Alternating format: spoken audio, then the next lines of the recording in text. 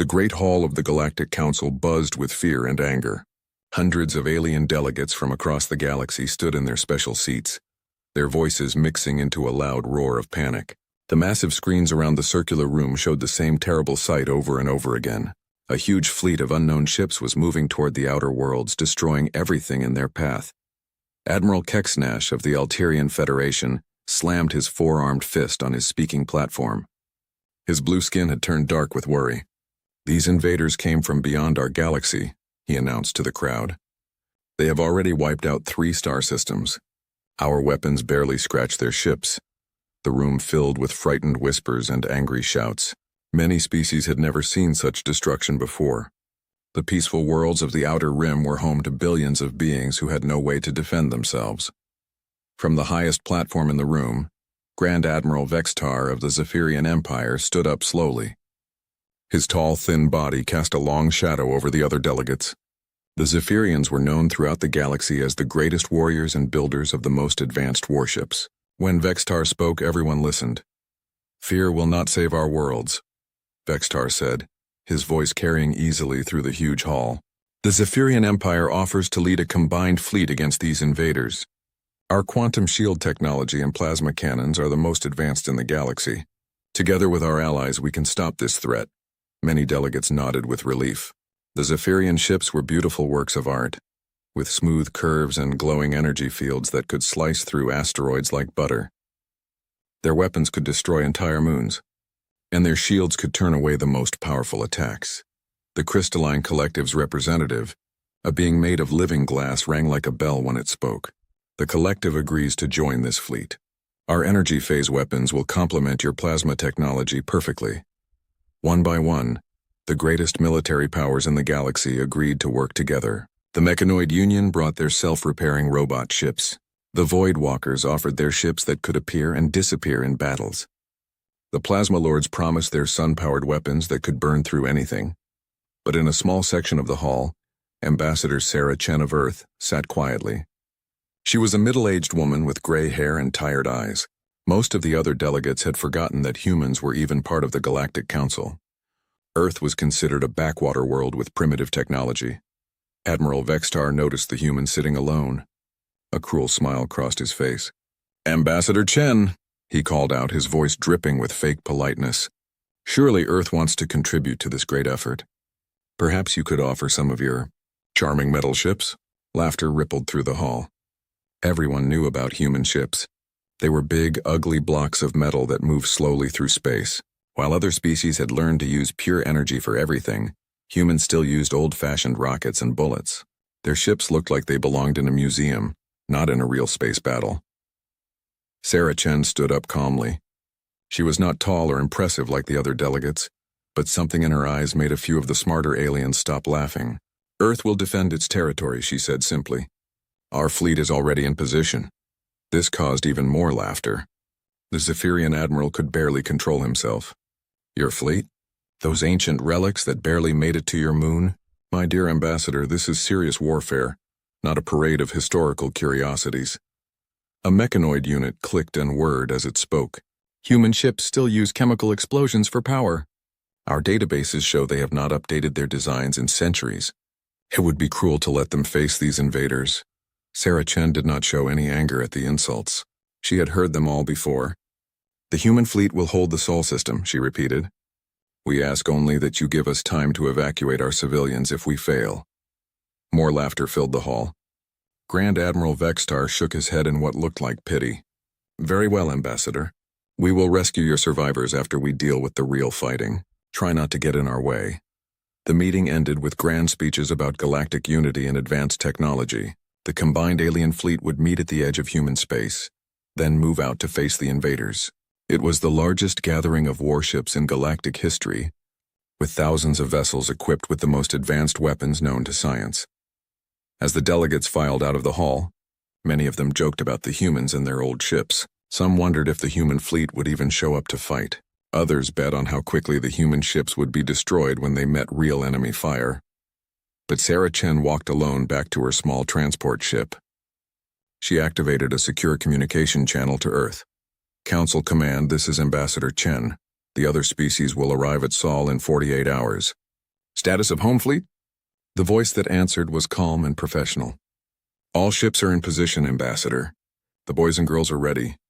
Tell them the galaxy is watching, Sarah said. Time to remind everyone why humans don't build pretty ships. Far away in the Sol system, Captain Elena Rodriguez stood on the bridge of the UES Indomitable. Through the thick armored windows, she could see the rest of the human defense fleet spread out in formation. Each ship was exactly what the aliens had said. A massive block of metal and armor, covered in weapon turrets and communication arrays. The Indomitable itself was over 60 years old. Its hull was scarred from a dozen different battles and covered with patches and repairs. The main guns were huge metal cylinders that looked primitive compared to the glowing energy weapons of other species. The engines were simple fusion drives that pushed the ship forward with bright flames instead of the elegant energy fields used by advanced aliens. Rodriguez was a veteran of the Mars colony wars and the asteroid mining conflicts. Her face was weathered and serious, marked by years of commanding ships in battle. She had served on the Indomitable for 20 years and she knew every bolt and wire on the old ship. Captain, her communications officer called out. Long-range sensors are picking up the alien fleet approaching from galactic north. Estimated arrival in 36 hours. Rodriguez nodded. Around her, the bridge crew worked at their stations. Unlike the clean, automated bridges of alien ships, the human bridge was full of manual controls, backup systems, and redundant equipment. Everything was built to work even if half the ship was destroyed. Signal the fleet, Rodriguez ordered. All ships to battle stations. Begin final preparations. Across the human formation, old warships that looked like they belonged in a scrapyard began to hum with hidden power. Crews that had trained for this moment their entire lives moved through familiar routines. Weapons that seemed ancient were loaded with ammunition that could crack planets. The aliens were coming with their pretty ships and advanced technology. They thought they understood warfare because they had powerful weapons and strong shields. But they had never fought humans before. They were about to learn that sometimes the oldest ships carried the biggest surprises. The combined alien fleet dropped out of faster-than-light travel at the edge of the Sol system like a glowing cloud of deadly beauty. Thousands of ships spread across space in perfect formation, their hulls shimmering with energy shields and their weapons glowing with contained power. Grand Admiral Vextar stood on the bridge of his flagship, the Cosmic Triumph. The ship was a masterpiece of Zephyrian engineering, shaped like a graceful bird with wings made of pure energy. Through the transparent aluminum windows, he could see his magnificent fleet arranged in attack formations that had been perfected over centuries of warfare. Report, Vextar commanded, his 4 eyes focusing on the tactical display. His weapons officer, a young Zephyrian with bright silver skin, looked up from his console with excitement. Sir, our scanners have located the human defensive fleet. They are positioned in a loose formation around the 4th planet, Mars, according to our star charts. Show me, Vextar ordered. The main screen filled with an image that made several bridge officers laugh out loud. The human fleet looked exactly like the jokes they had heard at the Galactic Council. 67 ships hung in space like ancient metal boxes, their hulls dark and scarred. Compared to the elegant curves and glowing energy fields of the alien vessels, they looked like chunks of old metal that someone had forgotten to throw away. By the 7 suns, breathed Captain Thexley of the Crystalline Collective, his voice coming through the communication system. Are those actually warships? They look like cargo haulers from my great-grandfather's time. The mechanoid admiral's electronic voice crackled with amusement. My databases indicate those designs are at least 200 years old. The largest vessel appears to be using a basic fusion drive system. How quaint. Vextar studied the human formation with the eye of an experienced warrior.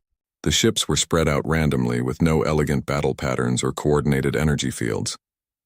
Their weapons appeared to be simple metal turrets that stuck out from the hull like old-fashioned cannons. Magnify the lead vessel, he ordered.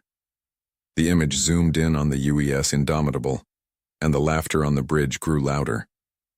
The ship was covered in patches and repairs, like an old ground vehicle that had been fixed too many times. Its main guns were huge metal cylinders that pointed forward like the weapons of ancient warships from primitive worlds. Sir, the scanning officer reported, trying to control his laughter. Their communication system is using simple radio waves, not even quantum encryption. Should we establish contact? Oh yes, Vextar said with a cruel smile. Let us speak to these brave warriors. The communication went out on all frequencies, broadcasting in the common galactic language. Vextar's voice was smooth and mocking. Human vessels, this is Grand Admiral Vexitar of the Zephyrian Empire, commanding the combined galactic fleet. You are clearly outmatched and outgunned. Surrender now, and we will ensure your safe evacuation before we deal with the real threat to the galaxy.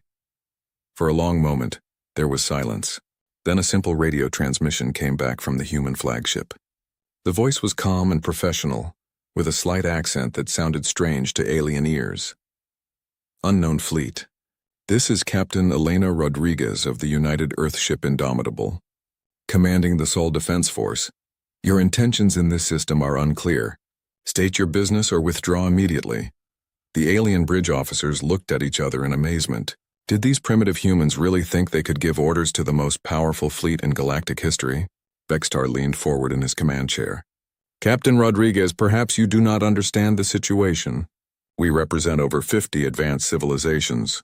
Our ships carry weapons that can destroy planets. Your ancient vessels pose no threat to us whatsoever.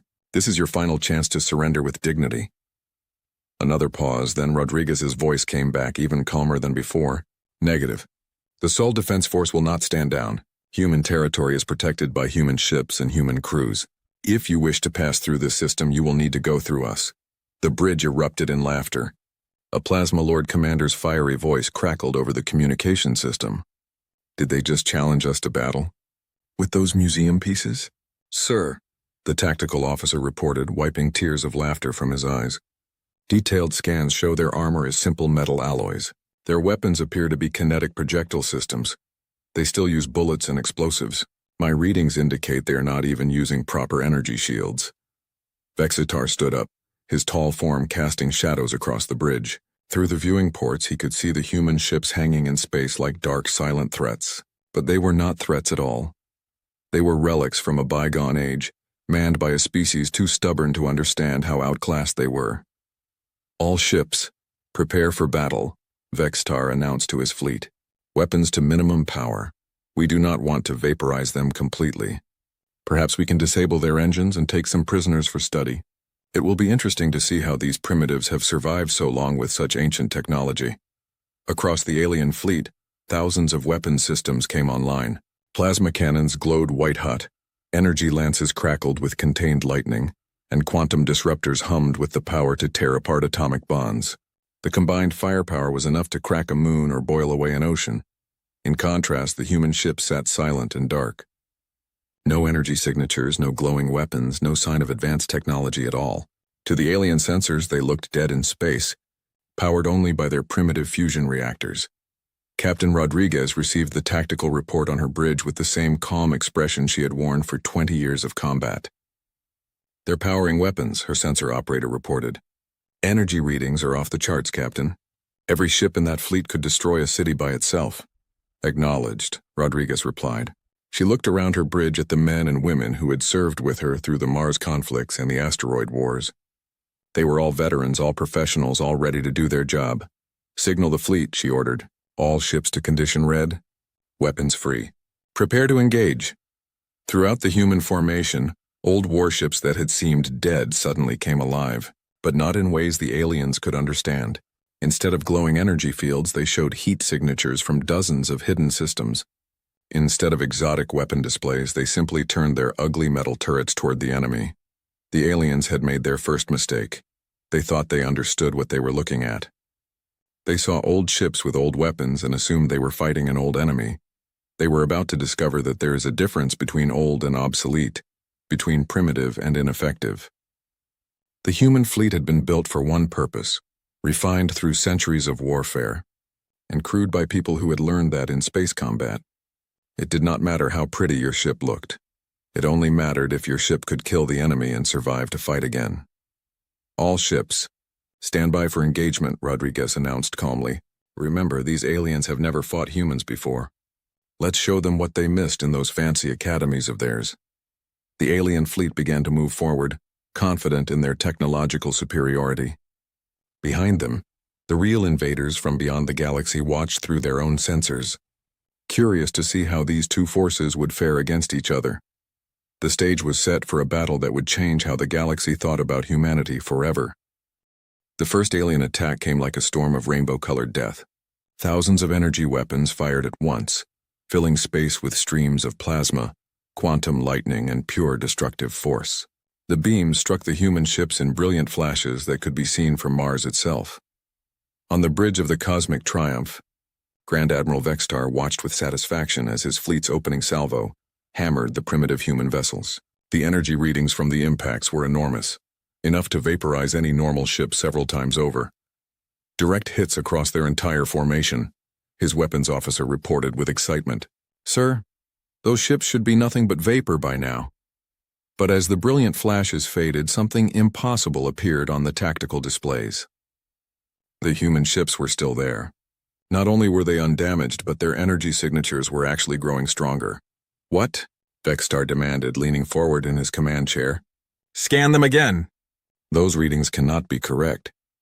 His scanning officer's hands danced over his controls, his silver skin turning pale with confusion. "Sir, the readings are accurate. Somehow their power output is increasing. It's as if our weapons are feeding energy into their systems instead of destroying them." Across the alien fleet, similar reports flooded the communication channels. Captains who had been laughing moments before now spoke with growing concern and confusion. "Impossible," declared Captain Thexley of the Crystalline Collective. "Nothing can absorb that much plasma energy and survive. Their ships should be molten metal by now." But the human ships hung in space, dark and seemingly unchanged. Only the subtle energy readings told the true story of what had just happened. Deep within those ugly metal hulls, systems that the aliens had never imagined were quietly converting their energy attacks into power. On the bridge of the Indomitable, Captain Rodriguez watched her power displays climb steadily upward. "Energy absorption at 90% efficiency," her engineering officer reported with a slight smile. "All capacitor banks are charging nicely, Captain." "Thank you, Commander Hayes," Rodriguez replied calmly. Around her, the bridge crew worked at their stations with the professional calm of people who had expected exactly this result. The Indomitable's hull looked like simple metal to alien scanners, but appearances were deceiving. Hidden beneath layers of ablative armor were metamaterial grids designed to channel energy attacks directly into the ship's power systems. What looked like primitive metal plating was actually a complex system that could absorb and redirect almost any form of energy weapon. This technology had been developed during the Mars colony wars, when human ships had faced energy-based mining lasers turned into weapons. Instead of building stronger armor, human engineers had learned to make armor that could drink energy attacks and grow stronger from them. Admiral Vextar stared at his displays in growing alarm. "Fire again!" "Maximum power. All ships concentrate fire on the lead vessel." The second barrage was even more intense than the first. Every ship in the alien fleet poured energy into the human flagship, enough power to crack a small moon. The space around the Indomitable turned white-hot with contained fury. And when the light faded, the old human ship was not only intact, it was moving. "By the seven suns," breathed Vextar as his sensors showed the impossible truth. The human ship was accelerating directly toward his fleet, its primitive fusion drive suddenly blazing with power that seemed impossible for such an old design. What the aliens did not understand was that human fusion drives were not primitive at all. They were variable output engines that could run on minimum power for years, or push their reactors to dangerous limits when battle demanded it. While alien ships relied on steady, efficient energy sources, human ships were built like coiled springs, ready to release enormous power when needed. Across the human formation, 67 ships that had seemed dead in space suddenly roared to life. Their engines flared like newborn stars as they surged forward, closing the distance to the alien fleet with startling speed. "This is impossible," Vextar shouted. "Those ships should not be able to move that fast. Our intelligence said they were slow and clumsy." His tactical officer's voice was tight with fear. "Sir, they are accelerating at 12 standard gravities. At their current rate, they will be within our formation in 18 minutes. All ships evasive maneuvers," Vextar ordered. "Do not let them close the distance." But the alien fleet, for all its advanced technology, had been designed for long-range energy combat. Their ships were fast and maneuverable, but they were not built for the kind of brutal close-quarters fighting that human ships were made for. The Zephyrian vessels were works of art, with graceful curves and delicate energy projectors. They were perfect for elegant battles between civilized species who fought with honor and style. But they had never faced an enemy that built ships like hammers and fought like cornered animals. Captain Rodriguez stood calmly on her bridge as the distance to the enemy fleet shrank rapidly. Through the armored viewing ports, she could see the alien ships beginning to scatter, their beautiful formations breaking apart as panic set in. "Captain," her weapons officer reported, "we are approaching optimal firing range. All guns are loaded and ready." "All ships, this is Indomitable," Rodriguez announced over the fleet communication system. "Time to show these pretty boys what real warships look like. Weapons free, engage at will." What happened next would be remembered in military academies across the galaxy for centuries. The human ships, ugly and scarred as they were, opened fire with weapons that the aliens had dismissed as primitive relics. But there was nothing primitive about a railgun that could accelerate a tungsten rod to 15% of light speed. There was nothing obsolete about missiles that used quantum-encrypted guidance systems immune to alien jamming. There was nothing ancient about nuclear warheads that could crack asteroids in half. The first human salvo tore through the alien formation like a hurricane through a flower garden. Railgun rounds moving at incredible speeds punched through energy shields as if they were not there, turning beautiful alien ships into expanding clouds of debris.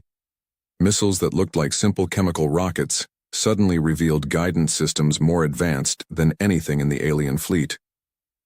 They twisted and turned through defensive fire, their artificial intelligence minds calculating paths to targets with inhuman precision, and behind the kinetic weapons came the nuclear fire.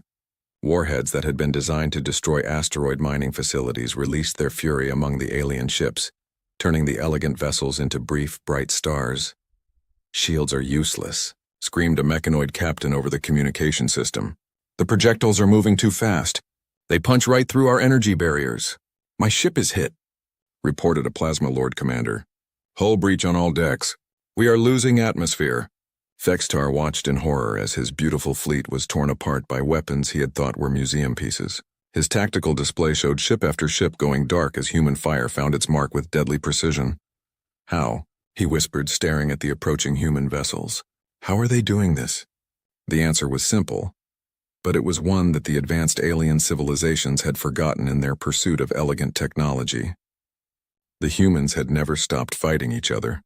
While other species had achieved peace and focused on making their weapons more sophisticated, humans had spent centuries making their weapons more deadly. Every human ship was a veteran of multiple conflicts. Every weapon system had been tested in actual combat. Every design had been refined through the harsh teacher of battlefield experience. The aliens had built ships to impress other aliens. The humans had built ships to kill enemies and survive battles. There was a difference, and that difference was about to cost the alien fleet everything. As the human ships closed to point-blank range, their battered hulls scarred but intact, Admiral Vextar finally understood the mistake his fleet had made. They had not been fighting primitives at all. They had been fighting specialists. The human fleet crashed into the alien formation like an avalanche of metal and fury. At close range, the true nature of human warfare revealed itself in all its terrifying efficiency. Captain Elena Rodriguez stood on the bridge of the Indomitable as her ship's main guns rotated toward the alien flagship. The massive weapons systems, which had looked primitive and clumsy to alien eyes, now showed their true purpose. Each gun barrel was longer than most alien ships, designed to accelerate projectiles to speeds that could crack planets. "Target the large Zephyrian vessel," Rodriguez ordered calmly. "Main guns, fire for effect." The Indomitable shook as its primary weapons unleashed their fury. Twin streams of tungsten rods, each one accelerated to 15% of light speed, streaked across space toward Vextar's flagship. The projectiles moved so fast that they appeared as brief lines of light against the darkness. Grand Admiral Vextar had less than a second to register the incoming fire before it struck. The tungsten rods hit his ship's energy shields and passed through them as if they did not exist. The projectiles punched through the graceful hull of the Cosmic Triumph like bullets through paper, creating perfectly round holes that immediately began venting atmosphere and energy. "Hull breaches on decks 4 through 12, his damage control officer shouted over the sound of alarms. "Sir, our shields cannot stop solid projectiles moving at those speeds." All around the alien fleet, the same scene was playing out. Ships that had been built to fight energy-based battles found themselves helpless against kinetic weapons that simply ignored their defenses. Energy shields that could turn away the most powerful plasma beams were useless against chunks of metal, moving at incredible velocities. The human ships moved through the alien formation, like predators among prey. Their ugly, scarred hulls absorbed energy weapon hits and converted the power to their own systems, while their primitive-looking guns tore through alien defenses with contemptuous ease. UES Thermopylae, a heavy cruiser that had fought in the asteroid wars, engaged 3 mechanoid vessels at once. The robot ships tried to surround the human vessel, their sleek forms dancing through space as they poured energy fire into the old cruiser's hull. But the Thermopylae had been built for exactly this kind of fight. Its captain, Commander Sarah Park, had learned her trade in the brutal close-quarters battles of the mining conflicts. She knew that in real combat, there was no substitute for thick armor, powerful guns, and the will to use them. "Rotate ship, bring all guns to bear," Park ordered. "Show these machines how humans fight." The Thermopylae spun on its axis, bringing dozens of weapon turrets into firing position. What the aliens had mistaken for simple chemical guns were actually a mix of railguns, missile launchers, and point defense systems that had been refined through decades of human versus human warfare. The broadside that erupted from the human cruiser was like nothing the mechanoid vessels had ever faced. Railgun rounds shredded their robotic hulls while guided missiles curved around their defensive fire to strike from unexpected angles. Nuclear-tipped torpedoes detonated among their formation, turning the elegant robot ships into glowing clouds of vaporized metal. "Impossible," transmitted the surviving mechanoid commander. "Our armor is composed of self-repairing smart materials. These weapons should not be able to damage us." But human weapons had been designed to fight human armor, which was often just as advanced as anything the aliens possessed. Nuclear-tipped penetrator rounds did not care about self-repairing materials when they could vaporize entire sections of hull in microseconds. Across the battlefield, similar scenes played out as human ships demonstrated the brutal effectiveness of their combat systems. The UES Marathon engaged a squadron of crystalline collective vessels, its missile batteries filling space with hundreds of guided warheads that twisted and turned through defensive fire like living things. The crystalline ships, beautiful constructs of living glass and energy, tried to use their phase shift technology to avoid the incoming missiles. But human guidance systems had been designed to track targets that could jump between dimensions, a technology developed during conflicts with rebel colonies that had access to experimental jump drives. The missiles followed their targets through multiple phase shifts, their quantum-encrypted brains calculating intercept courses that seemed impossible. When they finally struck, the crystalline hulls shattered like windows hit by hammers, sending rainbow fragments spinning through space. Captain Rodriguez watched the battle unfold around her flagship, with the calm professionalism of someone who had seen it all before. To the aliens, this was a shocking display of primitive brutality. To her, it was Tuesday. "Captain," her communications officer reported, "Admiral Vextar is trying to contact us." "Put him through," Rodriguez replied, never taking her eyes off the tactical display where alien ships were dying by the dozens. Vextar's image appeared on the main screen, and Rodriguez could see the fear and confusion in his alien features. Behind him, his bridge was filled with smoke and the sound of damage control teams working frantically. "Captain Rodriguez," Vextar said, his voice strained with desperation, "this slaughter must stop. We came here to help defend the galaxy against invaders. We are not your enemies."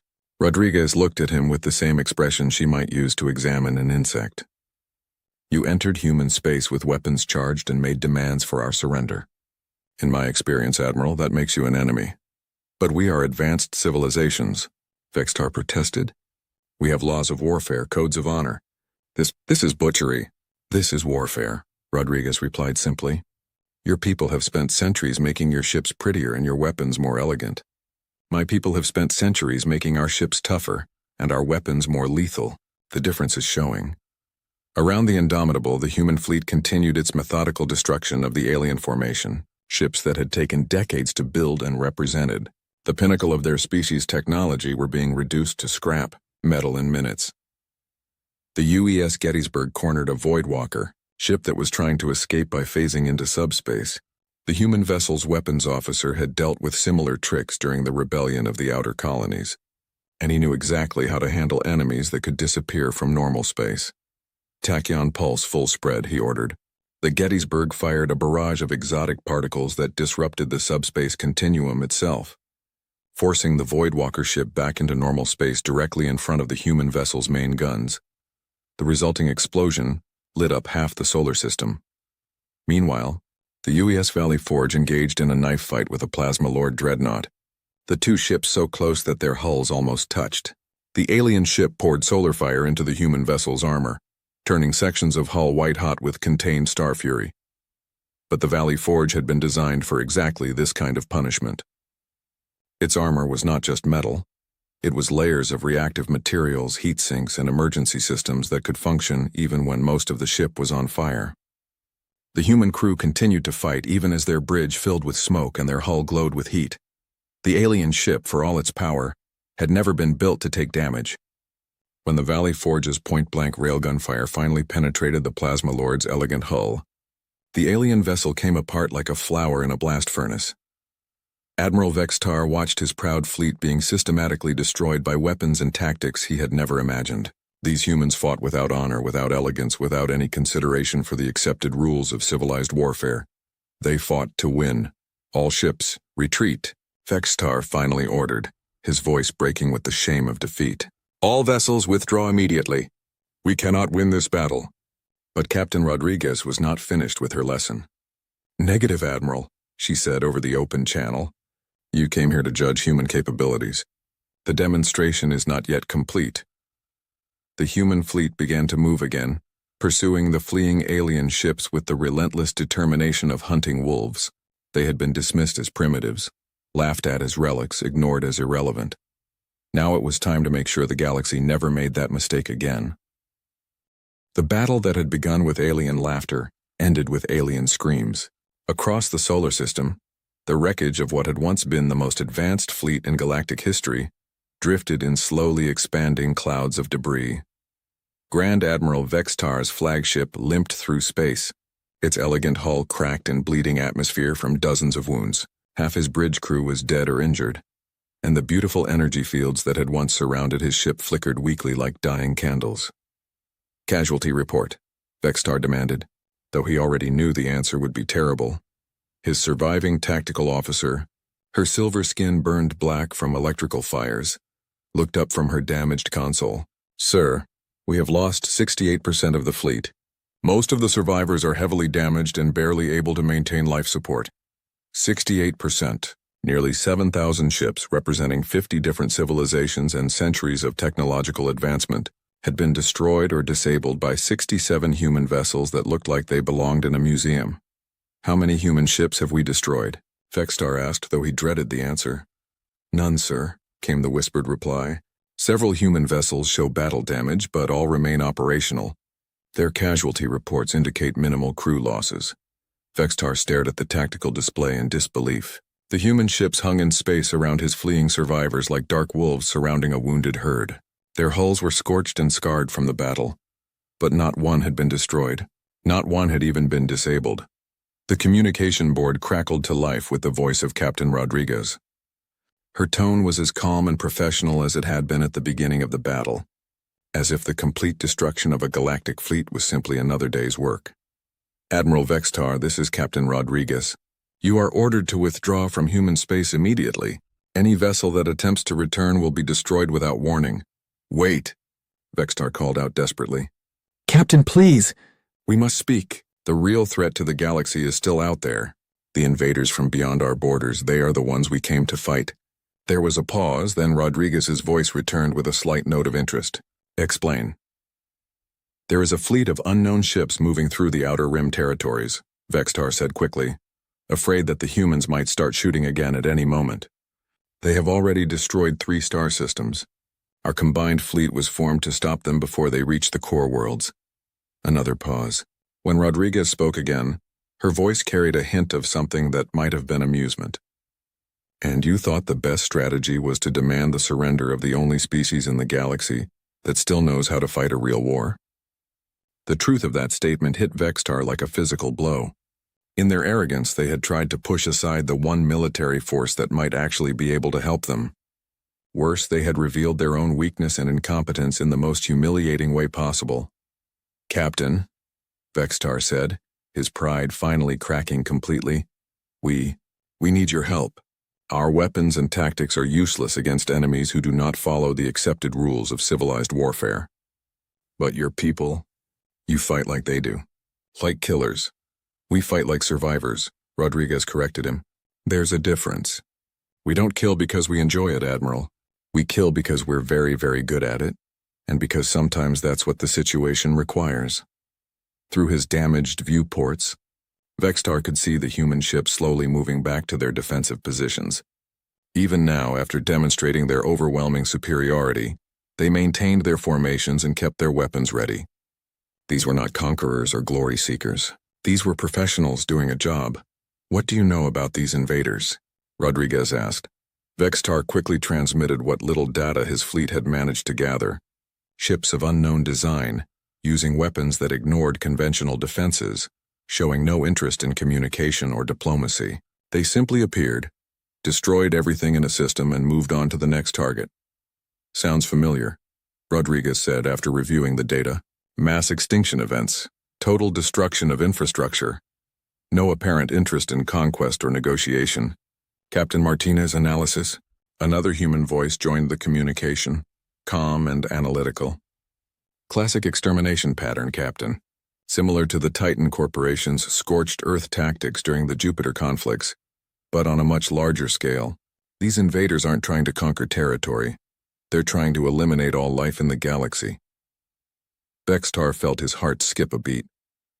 The human officers were discussing galactic extinction as if it were a tactical problem to be solved, not the end of civilization itself. "Recommendations?" Rodriguez asked. "Standard anti-extinction protocol," Martinez replied. "Find them, fix them, and finish them. Though we'll need to coordinate with local forces to be effective at this scale." "Local forces?" Rodriguez's voice carried a note of dry humor. "You mean these gentlemen who just demonstrated that they couldn't fight their way out of a paper bag?" There was laughter on the human communication channel. Actual laughter. As if the complete defeat of the galactic fleet was amusing rather than terrifying. "Captain Rodriguez," Vextar interrupted desperately. "Will you help us?" "That depends, Admiral. Are you willing to follow human tactical doctrine? Because I can tell you right now that our way of fighting is nothing like what you're used to. We don't worry about honor or elegance or minimizing collateral damage. When we fight an extinction-level threat, we fight to win, and we use every weapon available." Vextar thought about his beautiful ships, reduced to scrap metal in less than an hour. He thought about the elegant tactics and honorable combat traditions that had proven utterly worthless against an enemy that simply ignored them. "Yes," he said finally. "We will follow your lead." "Good. Signal your surviving ships to form up behind the human fleet. We're going hunting."